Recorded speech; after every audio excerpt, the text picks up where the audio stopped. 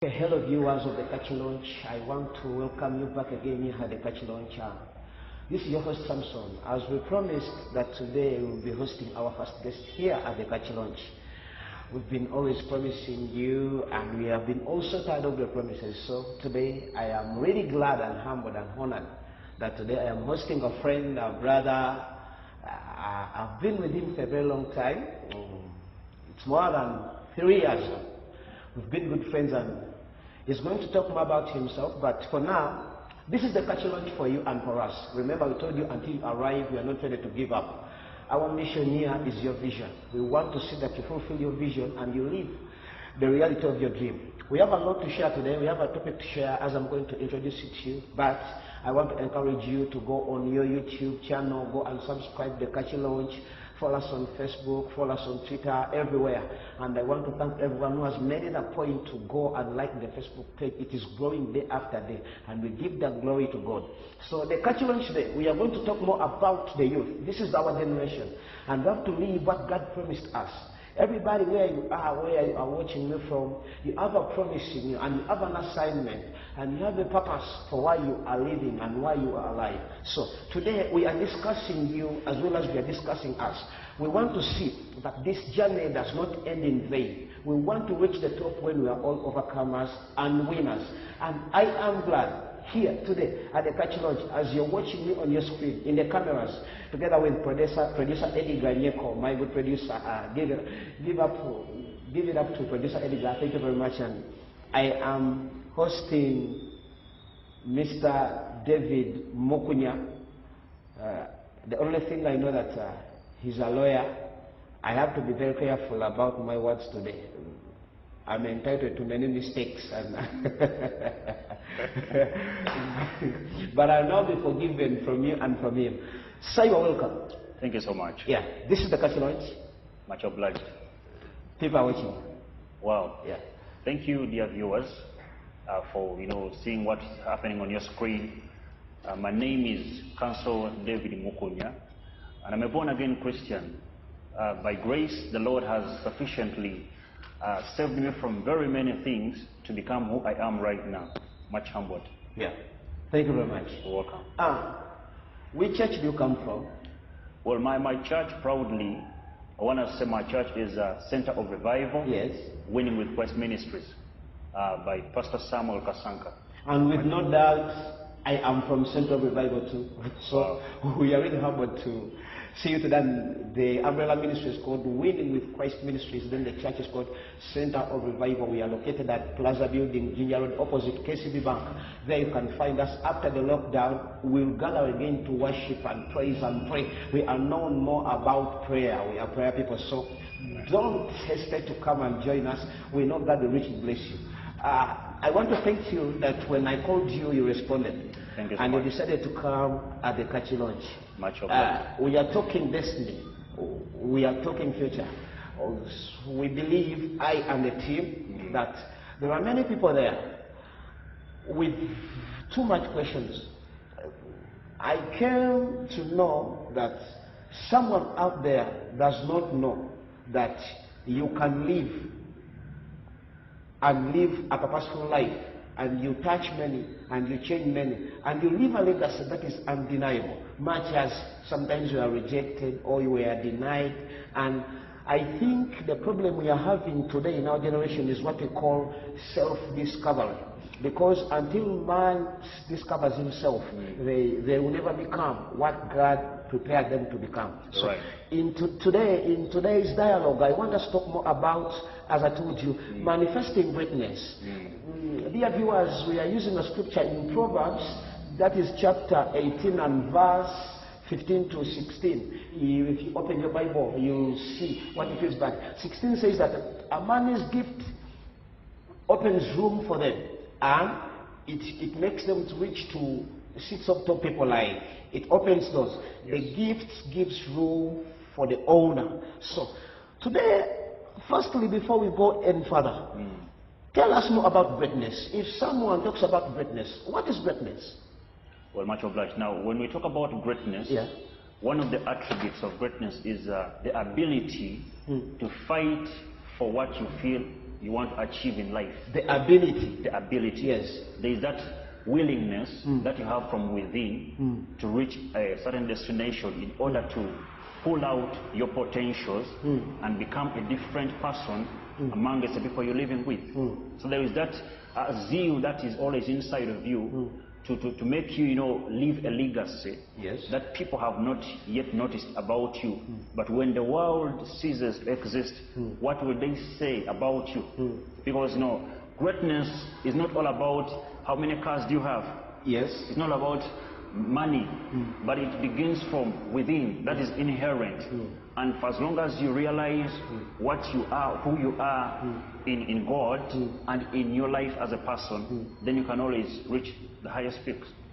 So we have a problem here, according to today's generation, Yes. that people think that greatness and legacy is all about having mansions and cars, having chunks of lands, being famous. Can you differentiate, or can you dissect greatness from having luxurious things, like having cars, whatever? Can you differentiate greatness from that? Well, I want to extract a very pertinent point here, giving an example of my Lord Jesus Christ. Yes. The one I serve and the one I follow. Whenever he was, before men, and he was talking about the kingdom of God, he did not want everyone to notice him that, you are doing this, you're doing that, because man by nature, they seem to be proud. And the Lord resists the humble. Yes. But he resists the proud. Yes. But he exalts the humble. So greatness comes with humility from within.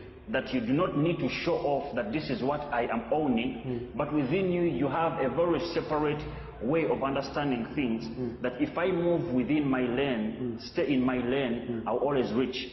I will not look at someone else, what they have achieved, what they have done, because that is you. You ought to build you to become something else. And the legacy comes after you have fully confined in yourself and you believed in yourself to become different. Now, legacy is what we see after, because people want to see results. Yes. They want to see results. And when you're struggling, someone may not be in line with you to help you. Yeah. But they always want to see what comes out of Samson, yes. what comes out of David. Yes. So it is upon you to fully acquaint yourself with who you are, and to become someone who is going to lead the masses. Yes. Yes. You have talked about humility. Yes. And I think humility goes together with servanthood. I remember in the Bible, if I quote the Bible well, in the book of Matthew, that is chapter 20 and verses 24, when the disciples asked Jesus that, Master, tell us, who is the great amongst us? Then Jesus answered them by saying that the great among you is the one who serves others.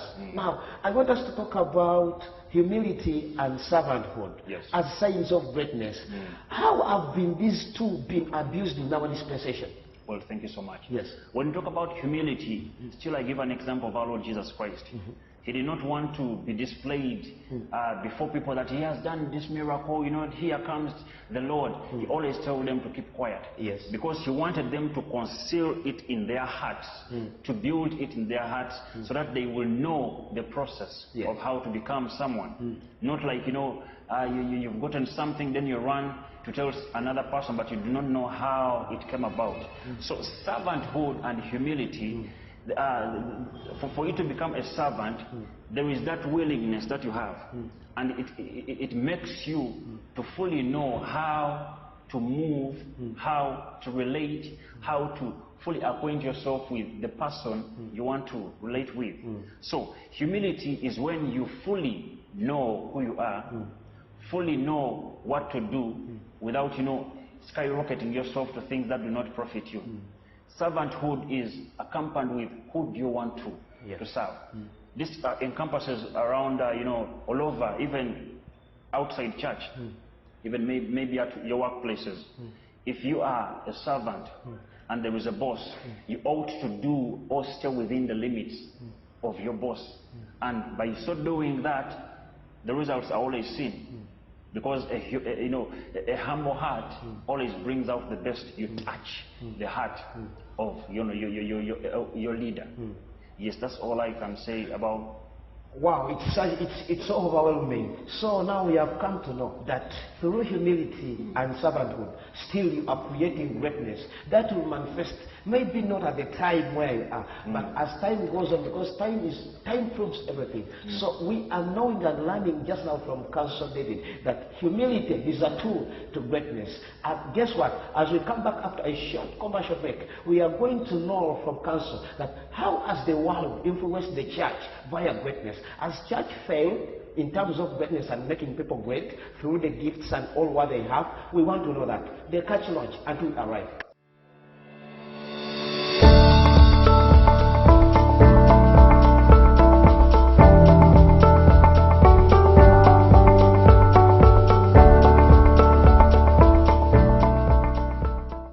Welcome back from the commercial break.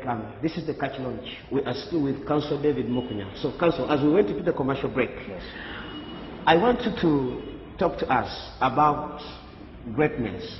We have people, but not born-again Christian, not Muslims, not Catholics, not Adventists, if it's good, and they are not religious at all, but they are also on the road to pursue greatness. And we have found it that they have a bigger influence than people in church, because in church we are limited. If I quote well, I am going to defend my point. In church we are limited. In church, if you find someone coming out to become a politician, then they will say, politics are liars. They are always surrounded with lies. They promise I will never fulfill. So you find out that even in the parliament we have least member of parliaments. They are really few. But Catholics are many, Protestants are many, Muslims. And now go and look at the panel or the cabinet of the presidency, in the legislature, in the judiciary. We have few, and we are grateful of God that people like you are coming up in law, and I can't miss to believe this, that maybe one day you'll become the chief judge of the country, and I'll be honored to have my friend, the chief judge of the country. The bad careers have gone now, and the young generation is coming. Yes. So, how has the world influenced church? Because now the percentage shows that 100% in the Christian fraternity, that 8% are diverting to go back where they came from, because there people are prospering rapidly.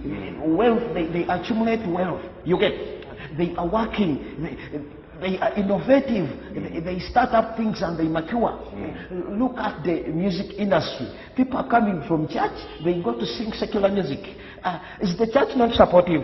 What does the world do that the church does not do in terms of making people great? Because we are all fighting to be great. Whoever is great, people will respond. What is that? Well, I would like to, tackle that very point. You talked about innovativeness. Yes. You talked about, persistence, hard work. It is so unfortunate nowadays that people in the world stick onto what they plan right from the initiative. I mean, from the start, and they make sure they accomplish it. There is a saying which says that for something to be magnificent, yes, it has to be messy. Yes. That means that there is that underground work that you need to do in order to reach a certain destination. So here in church, you find that some people think that things are just going to fall from heaven, and you are blessed. The mere fact that the Lord says you are blessed, it doesn't mean that it's going to end there. You need to take an extra mile to look into your destination, and follow up the blessing that is upon you. Yes. Just like the Lord told Abraham in Genesis chapter 12, that I shall bless you, and even the people around you shall be blessed. If you look at the current church nowadays, yes, people want to receive miracles. People want to just see things on a silver plate. But someone out there, let me say in the ghetto area, they are hustling. Yeah. And you find that someone who has been hustling just in 1 year, maybe in the music department, someone is booming. Yeah. One, they are appreciated. Yes. They are appreciated for what they do. But here, I don't want to say, I don't want to taint church, but there is this thing that is happening in church, that when someone, you know, elevates to another level, instead the very people pull him or her down. Yes. And these are some of the things that, you know, discourage people. And you see, you know, I was in the world, and people were receiving me. I thought, when I come to Christ, I shall elevate, but instead I'm being stabbed. Yes. So those are some of the things that put them back. So you look at someone who is not born again, but they are fully prospering. They are in business. Reason being, they put their focus in what they are doing. You understand? And there is also another saying. I just jotted down something here that many people's spirits die before their physical demise. In church, people die before even they elevate. Reason being, those small things that, you know, they keep on piercing with one another. So we need to appreciate ourselves, appreciate the potential that others are having, the gifts, in order to also bring back the people in church. So if you are watching us, here Council MUKUNYA is kind of nailing you people in church, and he has given you a PhD via this. Let me say this clearly, that you are not good in appreciating gifts, you are not good in promoting, so you have what we call a PhD. Pull him down, pull her down. That is from Council, not me. You have heard it very well. But still, I wanted to talk about this. I have grown up in Christian societies, and by the grace of God, I am a minister under an umbrella of a ministry as we come from. And I wanted to talk about, should I call them conversations, or things like, God refused me to work, I am not supposed to work, I am a full-time minister. Talk about that. Now, when we talk about, you know, servanthood, when we are serving the Lord, he himself was a worker. And you trace way back in Genesis, he worked. And that's why he was like, you know, let there be this, let there be light.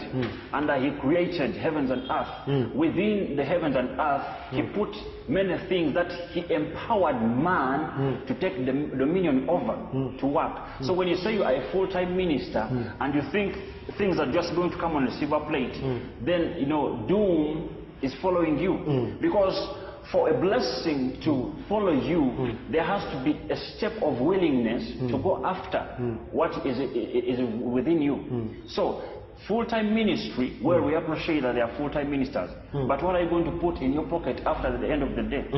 You know, much as you believe that the Lord is going to provide, but even you yourself, you have family. You have people who look onto you. Remember, we come from, you know, families where people are not born again. Yes. And we tell them that, you know, Jesus provides, Jehovah Jireh, he does everything. What are you going to tell them? Yet you are always in church, and you say, you know, they are demanding me rent. But the person who is not having Christ is the one who is to bail you out. What are you going to tell the world? Council, I want to ask you a question here. Now you have come to know the truth. It's undeniable that the world is seriously influencing church, and they are dragging people from church, taking them back. People are going back to alcohol, they are going back to bars, they are going back to community. The things that they used to do, now they are going back because somehow they see that maybe there is another life that needs to be required and to be enjoyed. That is not found in Christianity. I want you to talk about two virtues, but before we go there, has church also influenced people? Yes, and how? Thank you so much. Now, church having realized that, you know, a lot of young people, because young generation is what makes, you know, church to move on. You understand? So, you know, you see that a lot of attractive things outside there that the world is empowering, but the church is not. Things like music. You know, the youth love so much music. They love so much entertainment, things that boost them up. I have so witnessed this, that the church has begun also, you know, empowering the youth to set up projects, empowering them to join various departments in order to activate their potentials. You know, where they have been weak, we are seeing that there has been a lot of boosting that has taken place, and people who have been taking alcohol, you know, have been befriended. Because for you to win someone, you don't need to hit him with a hammer. Befriend him. To make him, first of all, have a belonging. Having a belonging that, you know, smoking is bad, alcohol is bad, homosexuality or any kind of immorality is bad. You befriend them, and you kind of relate yourself that I was once there, but by grace the Lord also helped me. So the way you handle someone makes them belong to what you are trying to tell them. As we follow the path of greatness and as we talk about greatness, dear viewers, we want to thank you for making it with us as we go on here with Councillor David MUKUNYA in our today's topic, Manifesting Greatness. I wanted to talk about two things. I have bracketed them together. Patience and willingness in this roadmap of greatness. How is it required? And what does it take for someone to keep these two to achieve greatness and to pull out that inner capacity, the zeal you talked about, the ability? So I have picked two, patience and willingness. How are they so required, and why are they so needed in manifesting greatness? Well, viewers who are watching me, both children of course we are all children of God. Yes. The Christianity, fraternity or world, and those outside. Patience and willingness, work hand in hand, because for you to experience patience, there must be willingness to achieve something, because you have a goal to hit, and for you to hit that goal, there has to be steps to follow, and as you are doing them, there are results that follow up. So patience comes after you have laid down a status, you've laid down something that you want to achieve. And it is not something that you're going to get or achieve in a one-day kind of journey, because life is a journey.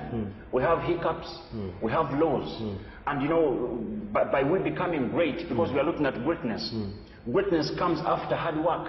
Life is not easy. Set up something, follow it up, do panel beat, whatever is needed. Stay in your lane. I always emphasize that, stay in your lane. Yes. Do not go after someone's success and you want to be like them. Stay in your lane. And when you stay in your lane, the person you are admiring will even come to you and inquire from you, how did you do it?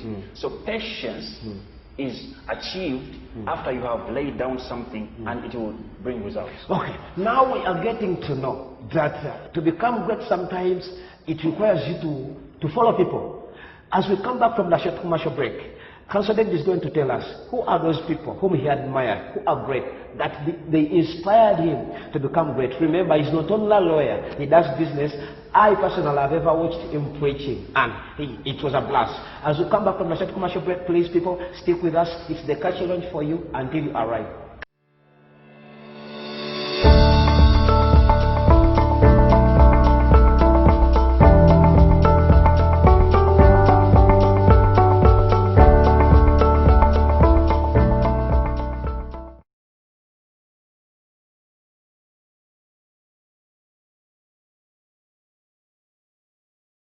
By the way, he came with friends, and today we have an audience here. People are watching us live. As you watch this video, people are watching us live here. I won't mention names of people who came, but just know we are here happy and having good time as we discuss these great ideas to you. So, Council, yes, please. So we are discovering you bit by bit. So now we know that being that you are in the law, you have this fraternity, still you do business, as well as you serve God. I've already told people that I watched you preaching. And I want you to tell us, how do you manage life in business, then pursuing the law career, then serving? Tell someone, how can someone achieve greatness in church and out of church? Because you are in church as a minister, and you are out of church as a lawyer, and you are out of church as a businessman. Firstly, tell us what you do. How do you manage it? Maybe people, someone is in business and they are thinking they are too busy. They don't have time for church. But you combine the three. Tell us about that. Well, thank you so much, my friend. Well, what I can say about the three is basically managing your potentials, managing your very, profession, church, and business. Respect and being disciplined at what you do is a paramount element.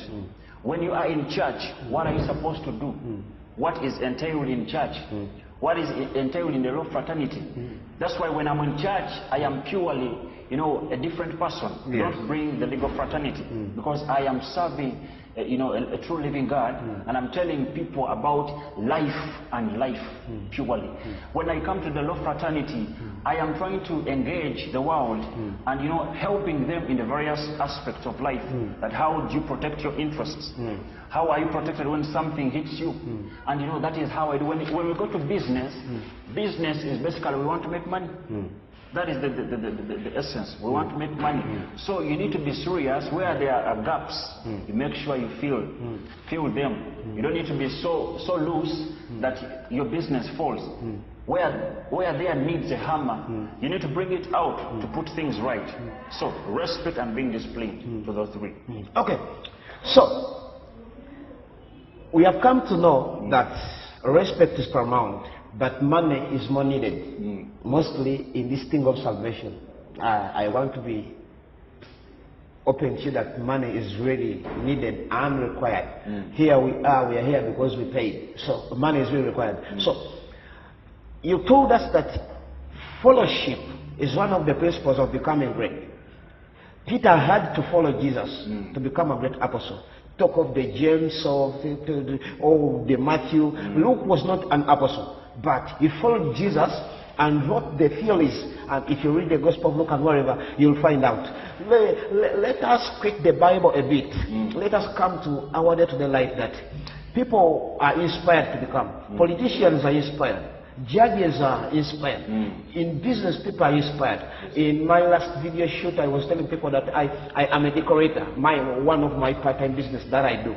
But I was inspired by decorators. I never went to school or to any technical institute to study for decoration. But I inspired what they did. I went there to volunteer. And now I'm a decorator. I signed contracts. So someone inspired me. But I had to follow with humility, as you talked about, with patience. But inside me, I had the zeal. I had that fire to become a decorator. So I achieved. I want you to talk to us more. What does it require to follow someone? What are the, should I call them the prerequisites? What is needed to follow?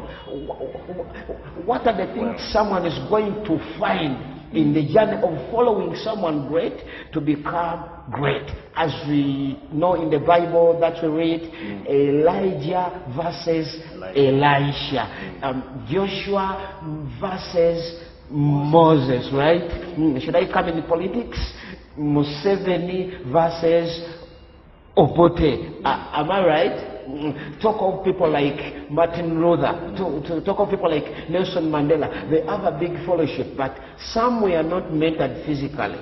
They are mentored from a far distance. So what is in the road of following someone to become great? Well, firstly, what I have to say about that is, whenever you see something that hits you, and you admire it, there is that question that comes in your mind that how did these people become who they are? And when you kind of follow the background of how they lived, they didn't just come out of heaven, but they lived first of all from an ordinary life, and they realized their potentials, and they became great in one way or the other. So for you to follow someone and become great in your own way because there is someone who inspires you, there has to be a level whereby you need to think of yourself, think of your destiny, think of your path, and in moving in that path, we have a lot of challenges. Just as you're looking for money and you don't get it just in one day. There has to be people who have to come and give you the money. So as you are following someone, that person could have gone through what you went through, but you're not supposed to go through what you went through, because God designed your journey to be passed through by you in a different way, in a specific way. So there is always that thing that you always have to admire about someone, and it has to hit or sprout or psychomotor your spirit to become like them. Now I have you know, a very, you know, passionate, influential, inspirational, motivational man that I love. He's called Dr. Jamal Hassan Bryant. Oh yeah. I love him. First of all, he is all over, not only in the spiritual world, but in politics, in business, in the day-to-day life, life experiences. He is there. So when someone passed through something and they want it, and it hits you in the same way that they went through, you always have a glue of how to go through it. And those are some of the people that we look onto and we say, oh wow, how did T.D. Jakes do it? How did Noel Jones do it? How did this person do it? So that's what I can say about them. Oh yeah. Yes. So I'm going to ask my producer to give you a personal shot. You yourself. Yes. Someone is watching this. Until the YouTube channel is totally destroyed and it's no longer unplugged up. But as long as YouTube exists, as long as Facebook exists, as long as Twitter exists, after 100 years, people will watch this video. Someone is watching over. They don't know how to make it. Maybe they tried more and more and more to become great. They admired people. They tried to fool people. Maybe they fooled wrong people. Sometimes desiring to become something that you are not meant to be. You land in wrong hands and you'll end up a failure just because you took a wrong path. But I want you to encourage someone who is watching you. Talk to that person, he or she. What does it take? What she needs. You have 1 minute, you alone. Encourage them, talk to them. You have been there and are still there, but you are coming from there, going somewhere. What have you found? What is the experience? Tell them what is the use of the pain they are having now. What is the use of the agony they are having now? What is the use of the hardship they are facing now concerning manifesting greatness in them? Welcome. Thank you so much. Well, what I have to say is, for you to succeed and go to another height, there is what we call from grace, from grace to grace to glory. There is always that threshold, that level that you go to, that you start from to become who you're to become. You have found many people who challenge you, even your best friends are kind of, stab you in the back. But every time someone is pulling you from up to down, they have forgotten one thing, that by pulling you from up to down, they are dragging you on your knees. And if they give you the attention all the time to pray, then you're going to rectify things that were messy. Don't give up. Do not lose hope. There will always, hope for a tree that was once cut, and once it gets that water or that incense or that kind of smell of water, they will always sprout. So do not be dismayed. We have all gone through such challenges whereby you are at the peak of breaking through. Then someone pulls you from that point and puts you to another level. Down. And from being the most favored to being demoted, and people speak all words about you. But be encouraged. You can always be rejuvenated. Stay in the race and realize your potentials. Christ is my rock and my salvation, and you can also make it. Wow, that is Council David MUKUNYA. I have only 2 questions for you. Are you married? Soon to be. Soon to be? Yes. So you have a relationship? I'm very contented. I have someone who is fully, empowering me, and I'm soon. Producer, after here, you have to pray for me. I need this also, yeah? Well, the Lord brings people in different dimensions. Yes. And whenever you pray and stay in the lane, the Lord will always bring someone. So ever since I got this person, I've always been blessed. I don't regret. I have a problem. I've been broken many times. And even as you see me here, I'm in pieces. I don't know how to gather myself. But I'm not alone. Someone watching us, he or she is having the same problem. My producer is laughing. Maybe we're in the same trap. Please try to encourage us. Maybe we landed in wrong hands. Hey, someone, we just learned because we wanted to love and be loved, Sometimes we think that maybe time is against us. Oh, please, can you talk to us? How did you find your mate?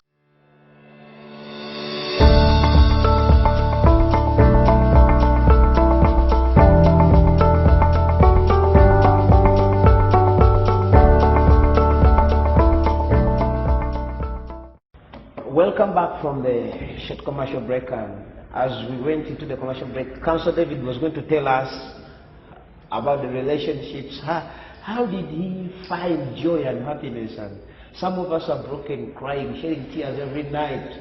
We sleep with agony, affliction, we dine with them. How can we go through this? Well, what I have to say is very simple. Yeah. It's not that I've also passed through a very smooth road, but I've had those upheavals. I've also had heartbreaks. But once the Lord has designed someone for you, by you interacting with them in the first place, you will sense something different from them and the connection. So when I met this woman, within me, I felt like something had just fallen on me, and an old cloth had been pulled out of me, and I began feeling life in a new phase. Things began changing. The way I dress, the way I talk, the way I do my things. All that had to change? Of course, had to change. Because I found a soulmate. Yes. Hey! That's all I can tell. So that is the way we are taking. Definitely. Producer, got to be ready. Otherwise, that is that's from Council David MUKUNYA, and I really want to appreciate you people, those who have been watching. Make it a point, please. Subscribe on our YouTube channel, follow us on Facebook. The Catchy Launch page on Facebook is growing day after day. Thank you for sharing. Share with others, inform your friend, where are you party from. This is for you and this is for us. But don't forget, soon we'll come back to your community. Soon we'll come back to your screen, hosting other people. We told you until you arrive, you're not ready to give up. It's the Catchy Launch. Now you know how to manifest your greatness. You know what to do to expose who you are, to show people that you are great. The legacy is there for you to make. The sky is not the limit, but it's the gateway for other open doors for you to swing in the heights of destiny. Here from me and my producer Eddie Ganyeko, we love you so much. Catch you next time. The Catchy Launch for you and for me until you arrive. Thank you very much. God bless you.